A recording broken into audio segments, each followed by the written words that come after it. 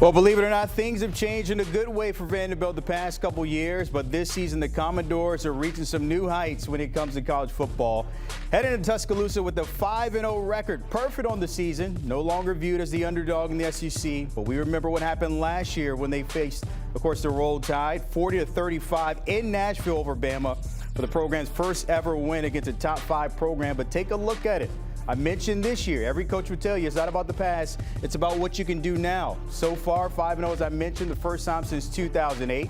Seeking their first 6-0 start since 1928. And Zach, I don't know, we haven't been alive since then, but hey, you never know. Looking to beat Alabama, though, back-to-back years since 1955-56, so we'll see if that happens on Saturday. Well, it's only right we have the leader of the clubhouse here with us here on HQ in the Morning Buzz and coach of Vanderbilt there, Clark Lea. Appreciate your time. And I know you're busy. It's Thursday, getting ready for Saturday. But before we get into that matchup, I want to tip the cap to you and Barton Simmons, our guy, for transforming this program to what we've seen the past couple of years. But what have you noticed about this year's team and their success at this 5-0 mark? Well, it's just, it's like compounded investment. We've kind of methodically built this thing and poured foundation, and we've had to course correct a couple times here and alter the blueprint a little bit. But the bones of what we set out to do not only remain, but I think are kind of giving us the launching pad we have right now. And that's just about how we care for one another. We'd say relatedness is our edge in our program, but that foundation has and then our course correction through the transfer portal and NIL has positioned us to have a team right now that it's not just about being competitive. A year ago it was about winning games at close margins and trying to get into a competitive fourth quarter. We've built upon that and now have a team that I think is pretty tough for all 4 quarters, and we've had a chance here early on to separate from our competition in the game. So we have a different competitive mindset. I can draw that string all the way back to Team 1 and just, again, those years of methodically building. This group benefits from that, and we're trying to take it to another level.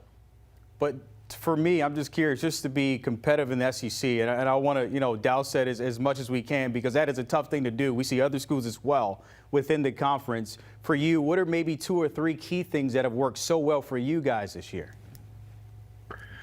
Well, we're playing really well at the quarterback position, and Diego Pavia deserves all the attention and credit that he gets. I mean, he is a difference maker. There's only a handful of guys that can take a game over, and we're fortunate to have one of those taking the snaps for us. He also is a chip on the shoulder guy.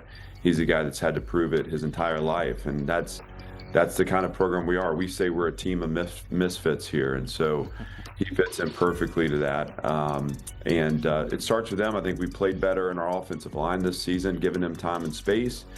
We've surrounded him through development and through the transfer portal with weapons that, when he gets the ball out in space, we have guys that know what to do with it. And so we're clicking on all cylinders offensively.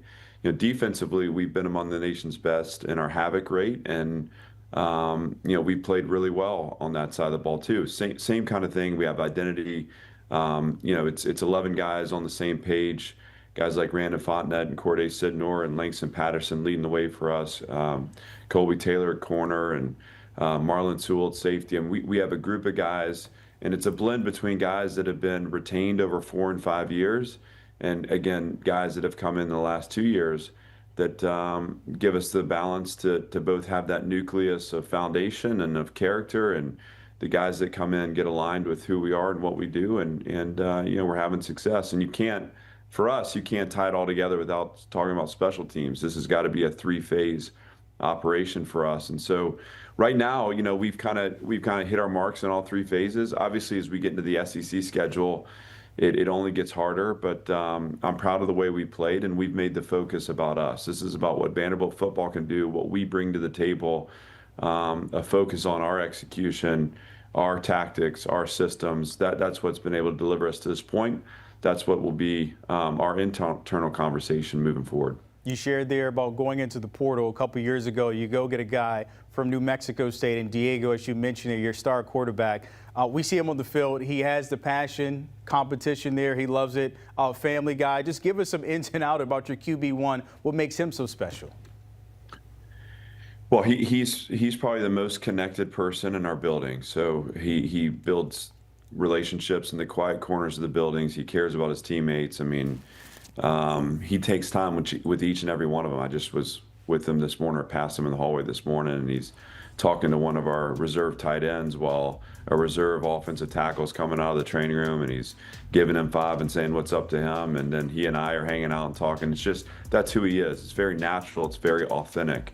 Beyond that, he's maniacally competitive. And so he expects and demands an attitude from his teammates that it comes very natural to some of them, and for others it's kind of elevated the way they perform day in, day out. And we focus on these 12 opportunities in the fall, but your team's really built over the literally the 365 days of the year. So when you have this kind of attitude and this kind of approach day in, day out, starting in January, over time you amplify, or you aggregate into a team that, again, is competitive, is tough, and follows the lead of the guy taking the snaps.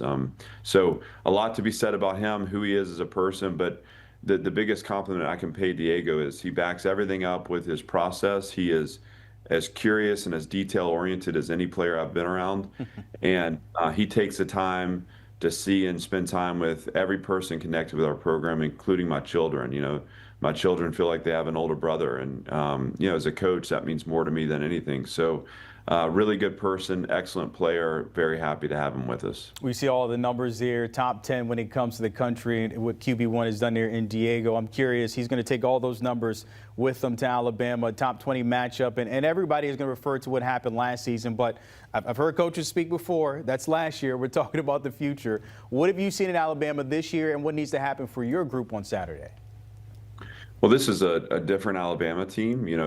That was a good team we played a year ago. And by the way, we haven't talked at all about, that last year's result. Like you said, it's a totally different matchup, two totally different teams in my estimation. And, that Alabama team's talented. They're well coached. I think they challenge you, again, in all three phases, not only with their skill, but with their tactics too. So we got our work cut out for us. Both offenses operate pretty methodically. So, as you look to defend them, obviously they can get in the end zone in one snap, and if you don't tackle well, if you don't suffocate space around the ball, they'll do that. But what they've shown to this point this season is they're patient, and they're gonna control the game through trying to control the clock. Well, we have a very similar approach, and so I believe that you're going to start to look at the margins for the game being in third down performance and red zone performance. Which team does a better job getting off the field, which team does a better job sustaining drives, and how do we play at the ends of the field in the red zone where we finish drives out on both sides of the ball. I think that becomes a big part of the outcome of the game. And they have not turned the ball over this season. So, we have to look for ways to create extra possessions. Obviously, in a game that has the potential to come down to the tight margins, protecting the ball will be of the utmost importance on our side. But it's a great matchup. We're excited for the game. We believe in our team. This is about Vanderbilt football for us, how we play, the attitude we bring, the energy we bring. Obviously, we need to operate well to eliminate the crowd being a part of the game. But we played in tough environments, and we positioned ourselves for this stage, and so we're going to go enjoy it. You mentioned there the belief that you have in your group, and you know them better than us, so obviously, and based on how this team is built and how they're able to compete every Saturday up to this point, and when you look at that schedule, what are your expectations of this group this year? Well, we talk early, in January, and we talked about, setting a course to play through January. I mean, that's how we talk, and it's not always understood externally, with respect to the goals we have, the goals we carry with us. But I don't want to be a part of anything that doesn't aim at performance at the highest level. And what it allows us to do when you set your goals really high, it allows you to then shift your focus really day in, day out, week in, week out. So the expectation is that we go and play our best game on Saturday. We're going to have a bye week coming up after this, which we'll need. This will be our 6th consecutive week to start the season, which is a tough opening stretch. And to finish that 6th game in Tuscaloosa is especially challenging. But We're going to do our best this Saturday to play at our highest level. If we do that, we feel like we can keep the result within our reach. From there, we're going to get rested up on a bye week and take aim at what's next. Of course, that starts Saturday with Bama at 3:30 Eastern. Coach, before I let you go, you got to give me one Barton Simmons story, one of our old pals. I know you guys have been friends since 7th grade. You got to give me one. Well, listen, I would be violating a trust that we have made. I mean, you're talking about my best friend since 7th grade. So we all those wayward years where you're trying to find yourself and you're doing the dumb things. Barton and I hold each other's stories, and they're behind. They're in a safe behind a lock and key. So I will tell you that he's well fed here. He slinks around this office all the time. With different food. I don't know where he gets his food from, but he's always eating.